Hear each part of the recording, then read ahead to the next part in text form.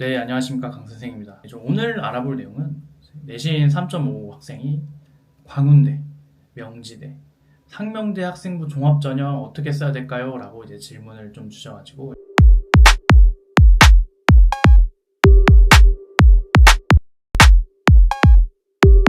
이거를 좀 말씀드리려고 해요. 내신이 3.5인 학생이 이제 광운대나 명지대, 상명대 이런 종합전형에 지원하게 되면 좀 가능성이 있을까요?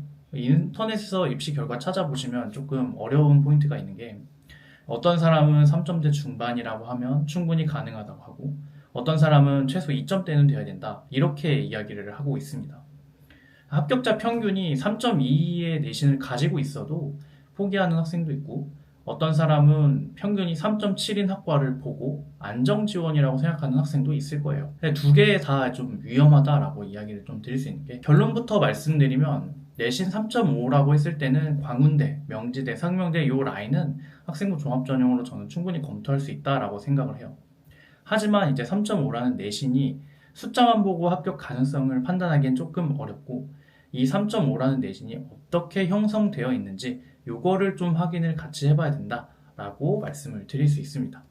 그래서 오늘은 같은 내신 3.5인데도 합격 가능성이 달라지는 이유랑 수시 6장을 좀 어떻게 구성해야 되는지 요거에 대해서 말씀을 드릴게요. 대부분의 학생들은 수시를 준비하시면서 이제 앞으로 다음 주면 이제 지원을 하시겠죠. 가장 먼저 내신 등급을 검색을 합니다. 내신 3.5 대학, 3등급 학종 대학, 광운대 학종 내신 이런 검색은 좀 한 번쯤은 해보셨을 거다라고 생각을 해요. 이게 학생부 종합전형이라고 생각하면 이 접근이 의미가 있어요. 대학마다 이제 교과의 반영 방식은 좀 다르지만 이제 기본적으로 성적을 일정한 환산식에 따라 좀 환산을 하기 때문에 이 신뢰도가 상당히 높습니다. 학생부 종합전형은 똑같이 생각하면 좀 안 되는 게 학생부 종합전형에서 사실 평균 등급만 보는 것도 아니고 어떤 과목을 선택하셨는지 전공 관련한 과목에서는 어떤 성취를 보이셨는지 학년이 올라가면서 성적이 어떻게 변했는지 수업 시간에 어떤 학업 태도와 혹은 어떤 탐구를 보여줬는지 이런 것도 같이 생각을 해주셔야 되기 때문에 이 3.5라는 내신 숫자보다는 내신 숫자가 어떻게 만들어졌고 숨어있는 정보는 어떤 것인지가 조금 더 중요하다라고 저는 생각을 해요. 같은 내신 3.5인데 평가가 달라지는 첫 번째 이유를 좀 말씀드리면 예시를 하나 들어드릴게요. 두 학생이 있다고 좀 가정을 해봅시다.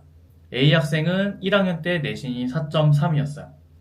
고등학교에 적응하기 조금 어려워서 첫 학기 성적도 많이 안 좋고 하지만 이후의 공부 방법이나 좀 적응이 많이 되어가면서 2학년부터는 3점대 내신 중반 그리고 3학년 1학기 때는 과목 수긍도 많이 해서 2점대 후반을 받았다. 이렇게 가정을 해볼게요. 이렇게 가정했을 때 평균 내신이 대략 3.5 정도 됩니다. B 학생도 평균 내신은 3.5라고 볼 수 있습니다. 1학년부터 3학년까지 모든 학기에서 3.4, 3.5, 3.6 이런 내신을 유지를 했대요. 특별한 하락도 없었고 특별한 상승도 없었습니다. A 학생, B 학생 둘 다 내신 평균은 비슷하겠죠. 하지만 학생부를 봤을 때는 그렇게 동일하게 보이지 않는다라는 거예요. A 학생은 적응과 성장의 흐름이 있다라고 우리가 판단해 볼 수도 있죠. 성적이 좋지 않았지만 학년이 올라가면서 결과물들이 달라지고 느꼈던 것들이 많이 기입이 되고 성적도 많이 올라가게 되는 이런 현상들이 생기부에서 확인이 될 수 있고요. 물론 상승 곡선만 있다면 무조건 합격한다라는 얘기는 아니지만 4등급에서 3등급으로 올랐다는 사실 하나만으로 이런 것들이 해결되지는 않아요.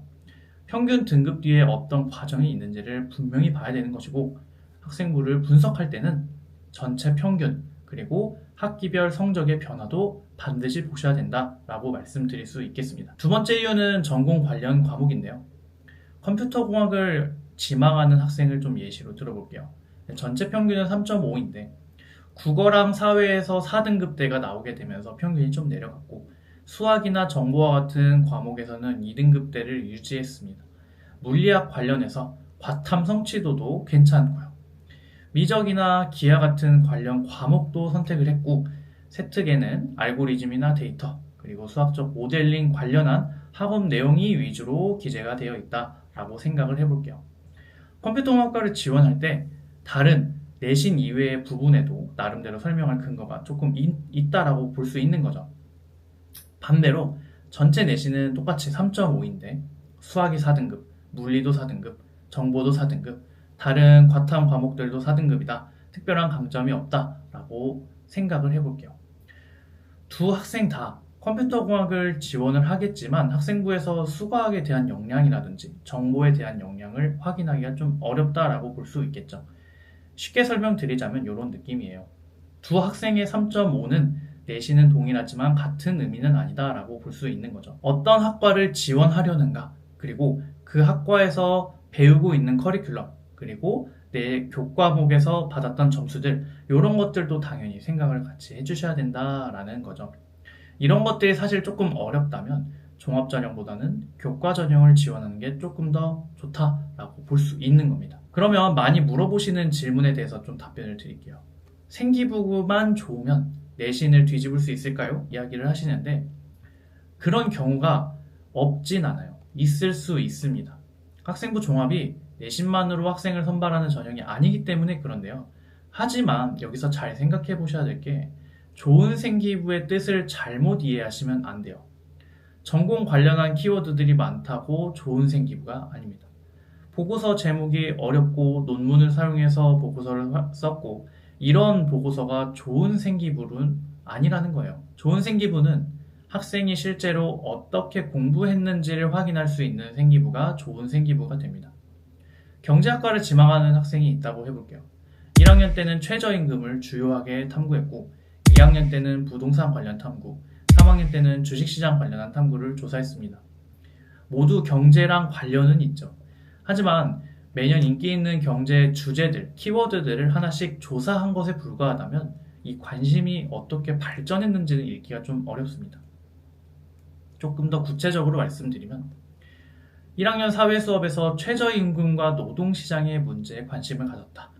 2학년 경제 과목에서 노동의 수요와 공급을 공부해서 다시 1학년 내용들을 분석하고 확률 통계에서 임금 자료를 통계 데이터로 다뤄본 다음 3학년 때는 산업구조의 변화, 고용 문제까지 확장했다라고 했을 때는 이야기가 좀 달라지게 되겠죠.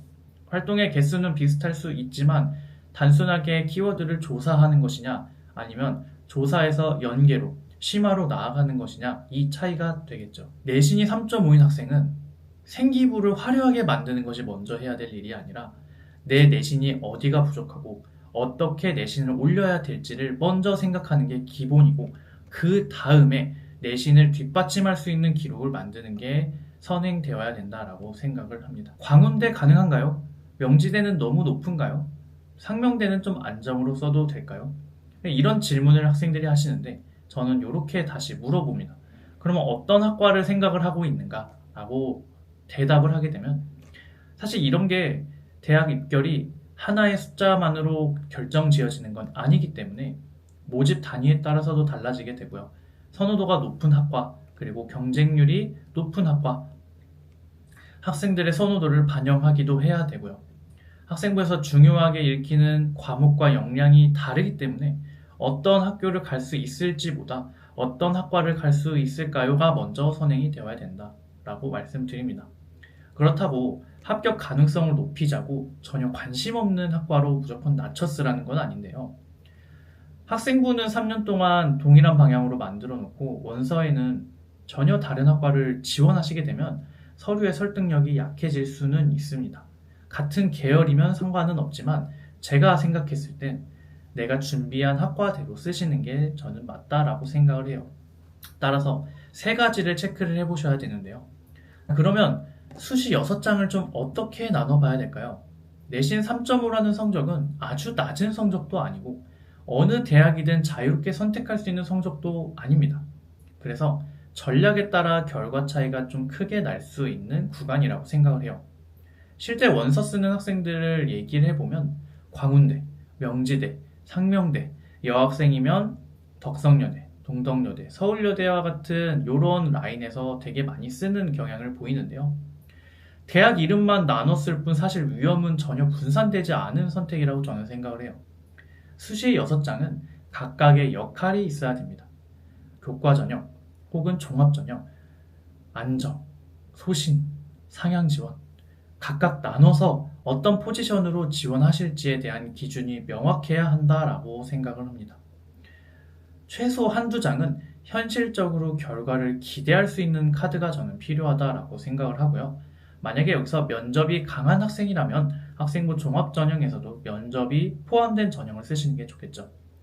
그리고 모든 학생이 이런 선택들이 다 동일할 수는 없습니다. 그렇기 때문에 학생부가 좋다는 이유로 6장을 모두 상향으로 하시거나 내신이라는 3.5가 있음에도 불구하고 6장을 모두 교과 전형으로 넣거나 이런 선택은 피해야 된다라는 것이죠. 혹시 이 영상을 보고 계신 분들 중에 고등학교 1학년이나 고등학교 2학년 학생이 계시다면 이런 입시 결과표를 계속 들여다보지는 않으셨으면 좋겠어요. 다음 학기 내신을 올리는 게 학교의 레벨을 올릴 수 있는 가장 빠른 방법이기 때문입니다. 전체적인 평균 변화도 당연히 벌어질 수 있겠지만 내가 내신을 올리거나 그에 맞는 활동들을 하게 된다고 하면 학생부에서 보이는 인상이 조금 더 달라질 수 있기 때문입니다. 학생부 종합전형의 본질은 좋은 생기부로 낮은 내신을 덮는 게 아니라 그 내신을 어떻게 쌓아왔는지 잘 보여줄 수 있는 전형이라고 생각해요. 기본적으로 학업 성취를 최대한 끌어올린 뒤에 그 위에 학생이 관심과 탐구를 쌓아가는 전형이다 라고 생각해 주시면 좋을 것 같습니다. 다시 마무리를 좀 드릴게요. 처음 질문으로 돌아와서 내신 3.5인데 광운대, 명지대, 상명대, 학생부 종합전형 지원해도 될까요? 라는 질문에는 충분히 검토할 수 있다 라고 생각을 합니다.